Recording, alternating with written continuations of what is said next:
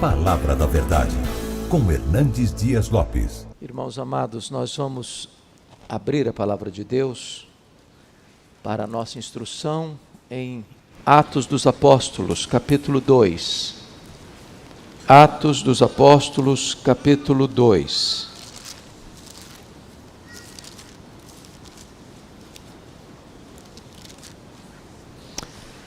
Nós faremos a leitura a partir do verso 14 até o verso 41.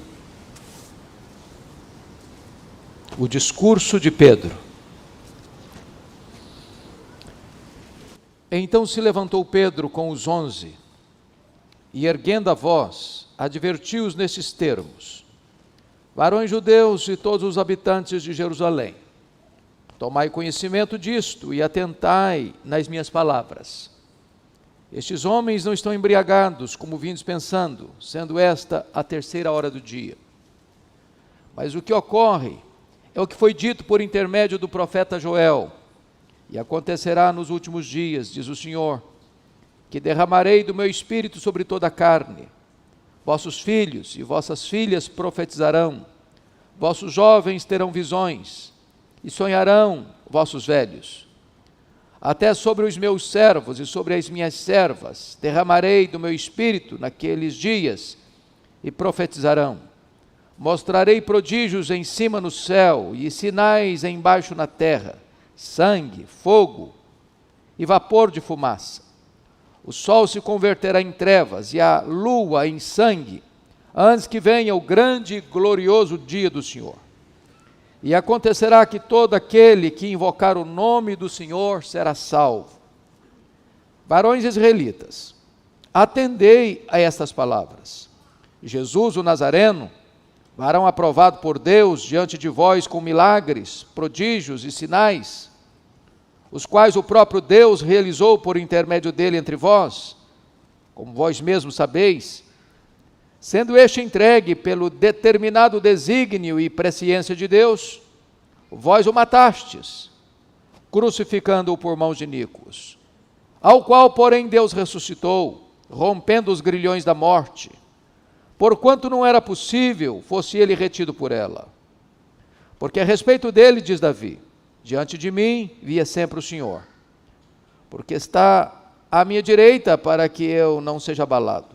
Por isso, se alegrou meu coração e a minha língua exultou. Além disto, também a minha própria carne repousará em esperança, porque não deixará minha alma na morte, nem permitirás que o teu santo veja corrupção.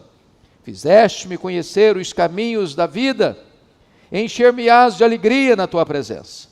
Irmãos, seja-me permitido dizer-vos claramente a respeito do patriarca Davi, que ele morreu e foi sepultado, e o seu túmulo permanece entre nós até hoje. Sendo, pois, profeta, e sabendo que Deus lhe havia jurado que um dos seus descendentes se assentaria no seu trono, prevendo isto, referiu-se à ressurreição de Cristo, que nem foi deixado na morte, nem o seu corpo experimentou corrupção. A este Jesus, Deus ressuscitou, do que todos nós somos testemunhas. Exaltado, pois, à destra de Deus, tendo recebido do Pai a promessa do Espírito Santo, derramou isto que vedes e ouvis. Porque Davi não subiu aos céus, mas ele mesmo declara: disse o Senhor ao meu Senhor, assenta-te à minha direita, até que eu ponha os teus inimigos por estrado dos teus pés. Esteja absolutamente certa, pois, toda a casa de Israel, de que a este Jesus que vós crucificastes, Deus o fez Senhor e Cristo. Ouvindo eles estas coisas, compungiu-se-lhes o coração e perguntaram a Pedro e aos demais apóstolos: que faremos, irmãos? Respondeu-lhes Pedro: arrependei-vos, e cada um de vós seja batizado em nome de Jesus Cristo para a remissão dos vossos pecados, e recebereis o dom do Espírito Santo. Pois para vós outros é a promessa, para vossos filhos, e para todos os que ainda estão longe, isto é, para quantos o Senhor nosso Deus chamar. Com muitas outras palavras deu testemunho e exortava-os, dizendo: salvai-vos dessa geração perversa. Então, os que lhe aceitaram a palavra foram batizados, havendo um acréscimo naquele dia de quase 3.000 pessoas. Amém. Meus amados, eu gostaria de pensar um pouco com vocês nesta manhã sobre a pregação do apóstolo Pedro. Um modelo para nós de pregação. A Bíblia nos informa que Jesus Cristo, na plenitude dos tempos, veio ao mundo, o Verbo se fez carne, habitou entre nós, cheio de graça e de verdade. A Bíblia diz que ele andou por toda parte, fazendo o bem, libertando os oprimidos do diabo, realizando sinais, milagres, prodígios, maravilhas. Os cegos viram, os surdos ouviram, os mudos falaram, os coxos andaram, os mortos ressuscitaram. Jesus, cumprindo então a agenda do Pai, subiu para Jerusalém, onde tinha certeza de que ele seria preso, acusado, condenado, crucificado, sepultado, para ressuscitar ao terceiro dia. E diz a Escritura que, após ressuscitar gloriosamente, ele passa entre os seus discípulos mais 40 dias, dando provas incontestáveis da sua ressurreição. E então foi assunto aos céus, mas deu uma ordem expressa aos seus discípulos: permanecei na cidade, até que do alto sejais revestidos de poder. E ele dá a grande comissão aos seus discípulos, dizendo: toda autoridade me foi dada nos céus e na terra. Indo, portanto, fazei discípulos de todas as nações, batizando-os em nome do Pai, e do Filho, e do Espírito Santo, ensinando-os a guardar todas as coisas que vos tenho ordenado. E eis que estou convosco todos os dias, até a consumação dos séculos. Então, em obediência à orientação clara de Jesus, 120 retornam ao cenáculo, onde Jesus estivera com seus discípulos na festa da Páscoa. Lá estavam os apóstolos, lá estavam as mulheres da Galileia, que sustentaram financeiramente o ministério de Jesus. Lá estava Maria e os seus outros filhos, que passaram a crer em Jesus depois da sua ressurreição. Lá estavam outros irmãos, ao todo 120 pessoas.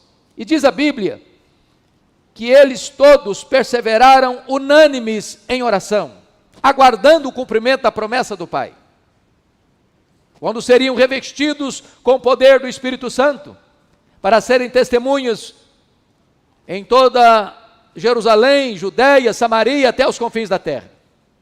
E diz a Bíblia, que era um dia de domingo, era o dia do Senhor. 10 dias depois que estavam ali reunidos, 9 horas da manhã, de repente, o Espírito Santo vem com grande poder sobre eles, como um vento impetuoso, línguas como de fogo, pousando uma sobre cada um deles. E todos começaram a falar em outras línguas as grandezas de Deus. Cada pessoa que estava ali, de diferentes partes do mundo, escutavam na sua própria língua. E este fenômeno atrai uma multidão ao local. E quando a multidão chega, eles olham aquele fenômeno extraordinário e não conseguem discernir o que está acontecendo. Uns olharam com ceticismo, perguntando: o que quer isso dizer? Outros olharam com preconceito e disseram: são galileus. Aqui em Jerusalém, na Judéia, os galileus lá do norte eram considerados gente de segunda classe, eram desprezados, eles faziam acepção. Mas outros chegaram e olharam aquela cena com zombaria, com escárnio, e disseram: estão bêbados, embriagados. E chama a atenção dos meus amados que os milagres são obras de Deus. E ali estava acontecendo o cumprimento da promessa do Pai, mas de uma maneira miraculosa, extraordinária. Um vento impetuoso, línguas como de fogo. Porém, o milagre, embora obra de Deus, ele não é o Evangelho. Ele tem o poder de reunir pessoas, de até impressionar pessoas, mas o milagre em si não tem o poder de transformar pessoas. A fé não vem por meio do milagre, a fé vem por meio da pregação da palavra de Deus. E esta multidão confusa, esta multidão com pensamentos tão distintos e divergentes e afastados da verdade, dos fatos, agora é confrontada com a pregação do apóstolo Pedro. O livro de Atos, irmãos, embora seja chamado de livro de Atos dos Apóstolos, dedica-se mais particularmente a dois personagens. Do capítulo 1 ao capítulo 12, praticamente, dedica-se ao apóstolo Pedro. Do capítulo 13 em diante, dedica-se mais particularmente ao apóstolo Paulo. E hoje, nesta manhã, eu gostaria de pensar com vocês sobre as características desta pregação de Pedro. A primeira marca que os reformadores entenderam de uma igreja genuína, verdadeira, é a pregação fiel da palavra de Deus. E penso que Pedro aqui, cheio do Espírito Santo, serve-nos de modelo, de exemplo, de paradigma, como deve ser a nossa pregação. E a primeira coisa que Pedro faz é esclarecer os acontecimentos. Dizer, não, eles não estão bêbados. São 9 horas da manhã. O que está acontecendo aqui é o cumprimento da promessa, escrita por Joel, que nos últimos tempos, nos últimos dias, Deus derramaria do seu Espírito sobre toda a carne. Não toda a carne, quantitativamente falando, mas qualitativamente falando. Porque ele explica, o derramamento do Espírito Santo rompe a fronteira de gênero, é sobre os filhos e as filhas. Rompe a barreira etária, é sobre os velhos e sobre os jovens. Rompe a barreira social, é sobre os servos e sobre as servas. E então, depois de explicar o que de fato está acontecendo, que não é um fato fora do controle divino, mas dentro da agenda divina, agora Pedro se levanta para pregar. Como é que foi o sermão de Pedro? Quais foram as marcas do sermão de Pedro? O que o sermão de Pedro pode ensinar a você, a mim, a nós, maiormente a nós, pastores, com o compromisso diário de expor as Escrituras? E eu gostaria então de olhar esse sermão de Pedro com os irmãos nesta manhã. A primeira marca do sermão de Pedro, irmãos, é que foi uma pregação cristocêntrica quanto à sua essência. Nós pregamos Cristo. Nós não temos outro tema para pregar. É Cristo. Ele é a essência da mensagem, o núcleo da mensagem, o néctar da mensagem. Mas, ao pregar sobre Cristo, quais foram as ênfases de Pedro? Confira comigo, por favor. Primeiramente, no verso 22, ele vai falar da vida de Jesus. Varões israelitas, atendei a estas palavras. Jesus, o Nazareno, varão aprovado por Deus diante de vós, com milagres, prodígios e sinais, os quais o próprio Deus realizou por intermédio dele entre vós, como vós mesmos sabeis. A primeira coisa que Pedro destaca é a pessoa de Cristo, a maneira como ele viveu, a maneira como ele demonstrou sua divindade, sua filiação divina, realizando prodígios, milagres, sinais, maravilhas, que o próprio Deus realizou por intermédio dele. Mas não foram milagres escondidos, não foram milagres subjetivos, não foram milagres não verificáveis, mas entre vós.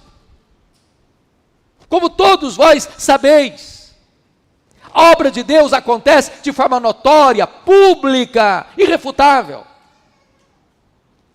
E é curioso, meus amados, que Pedro vai fazer esta declaração: varões israelitas, atendei essas palavras, Jesus o Nazareno.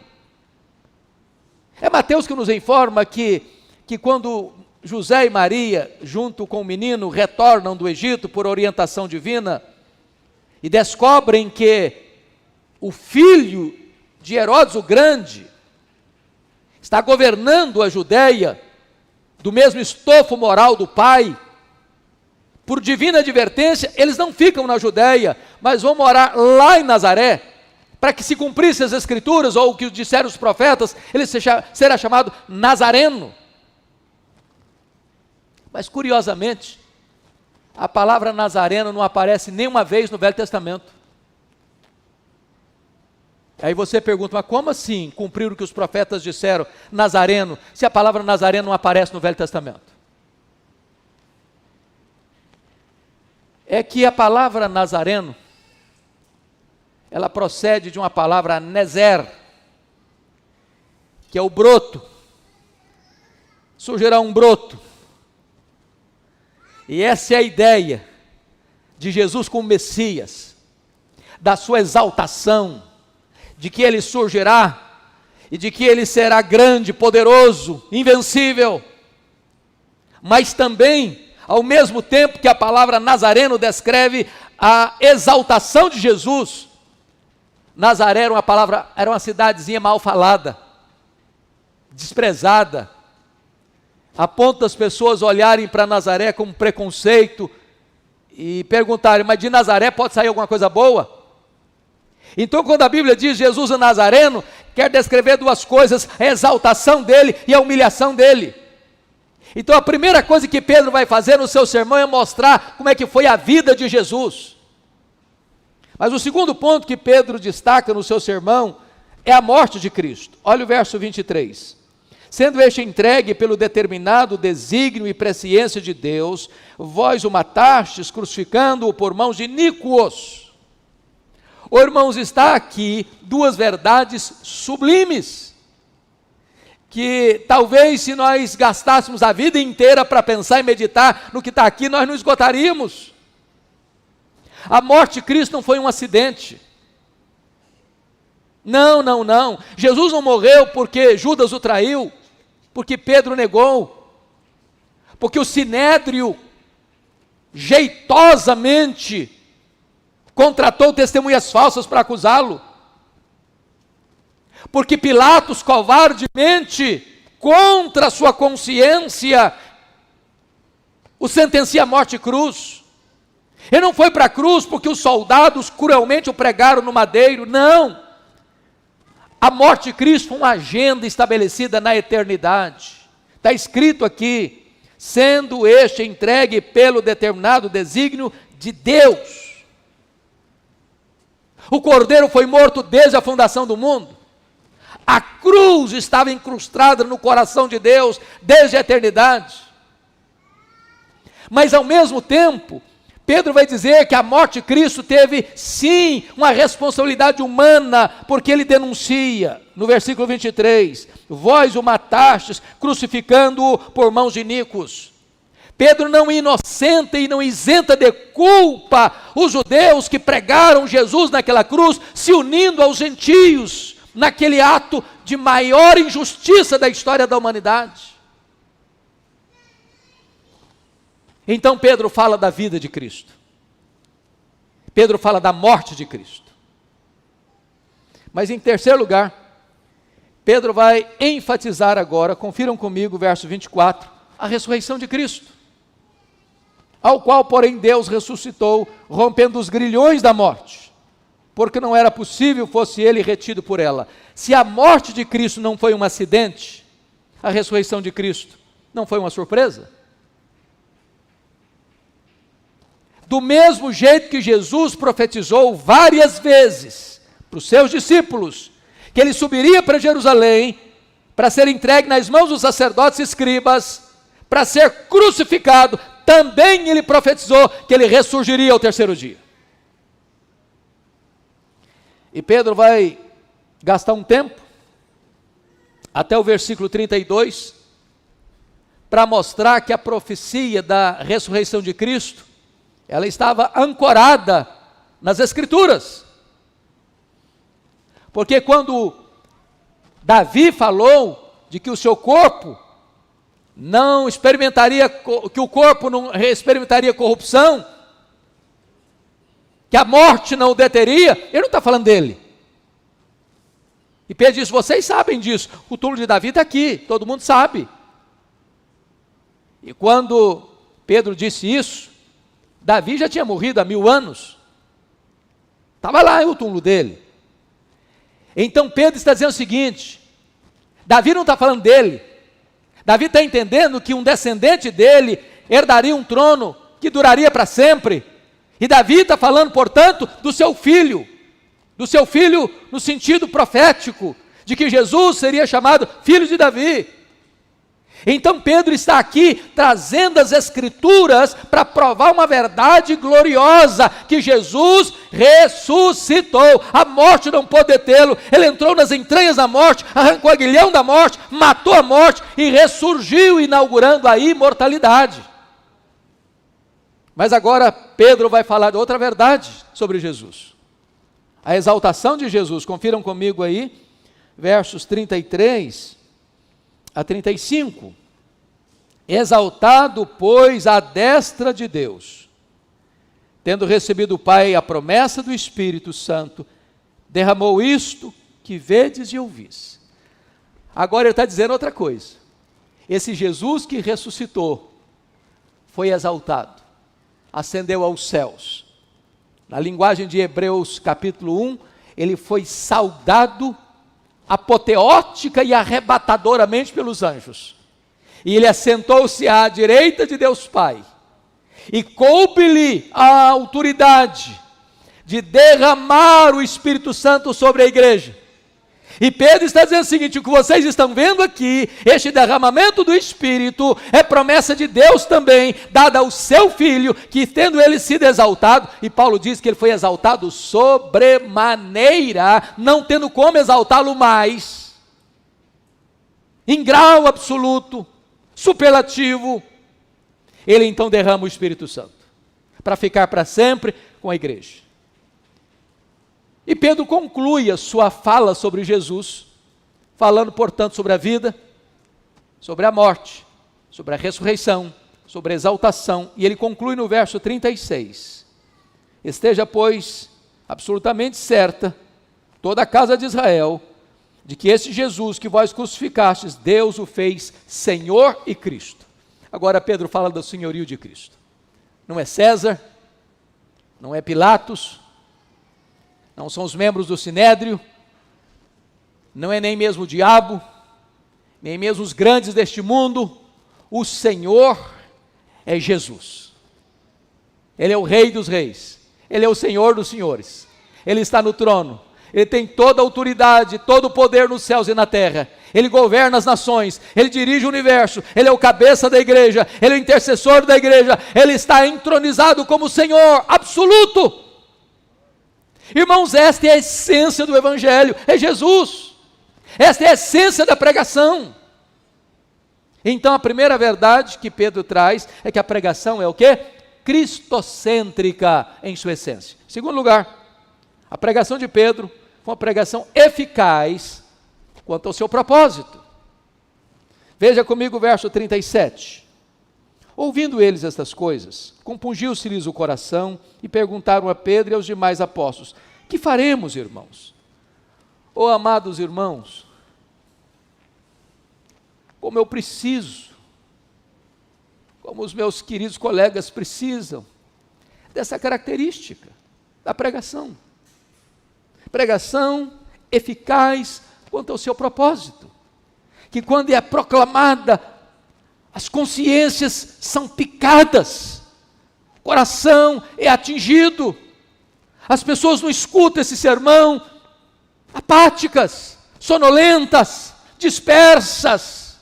Não!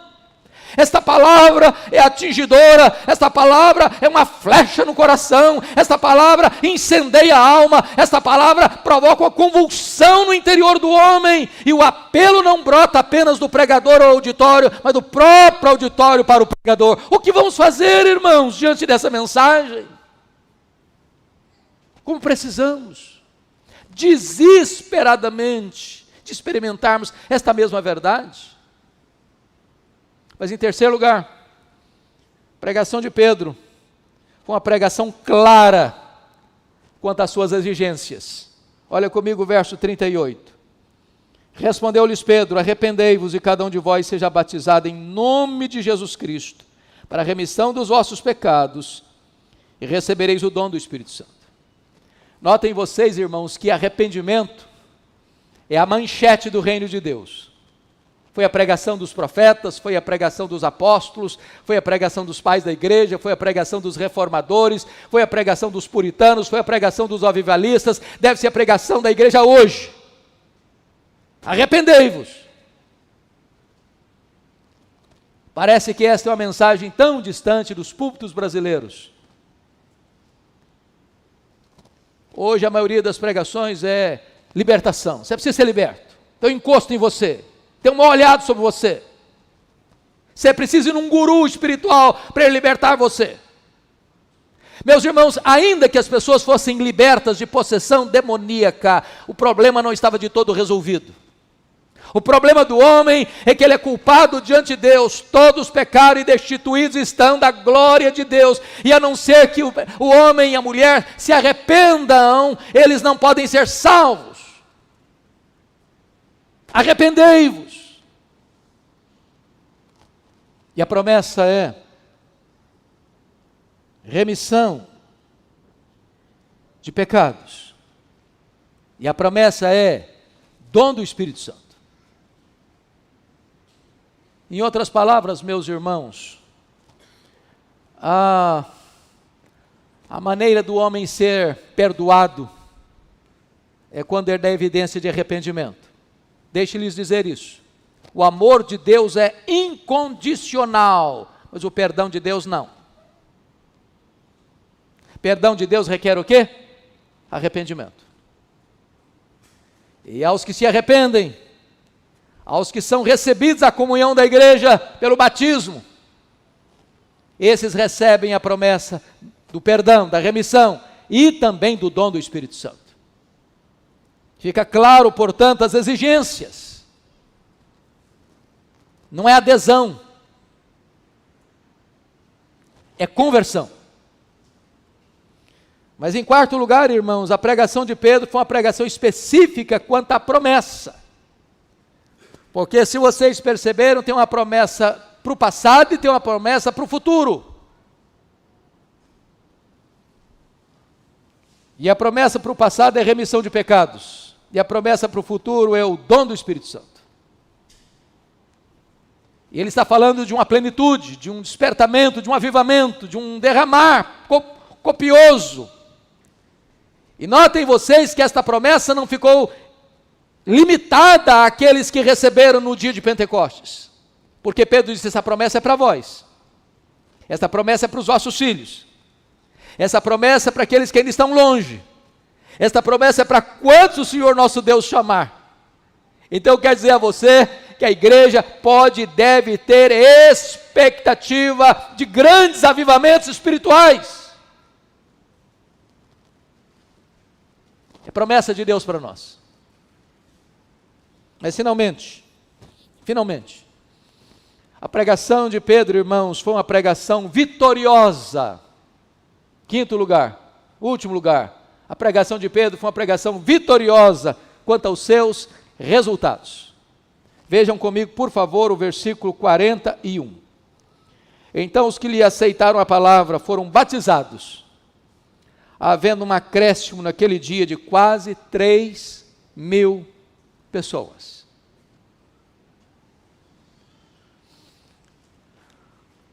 Imaginem vocês se Deus, por sua bondade e graça, nos conceder isso. A boa semente produz a 30, a 60 e a 100 por um. E como eu anseio, irmãos, ver nos nossos dias, no nosso tempo, essa realidade. De ao pregar a palavra, viva, poderosa, sobre a pessoa de Cristo, sobre a morte de Cristo, sobre a ressurreição de Cristo, sobre a exaltação de Cristo, sobre o senhorio de Cristo, essa mensagem picar a consciência das pessoas, elas sentirem uma compulsão na alma, e elas se arrependerem, e elas serem batizadas, e elas terem perdão de pecados, e elas receberem o dom do Espírito Santo, e as conversões acontecerem abundantemente, profusamente, extraordinariamente. Esta é a nossa oração, este é o nosso anseio.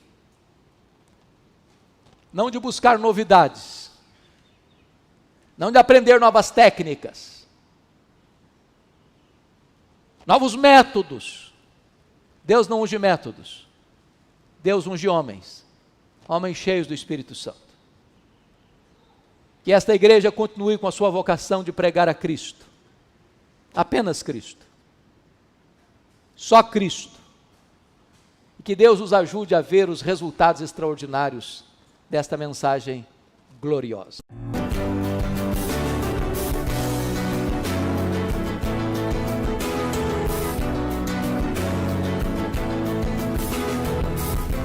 Palavra da Verdade, com Hernandes Dias Lopes.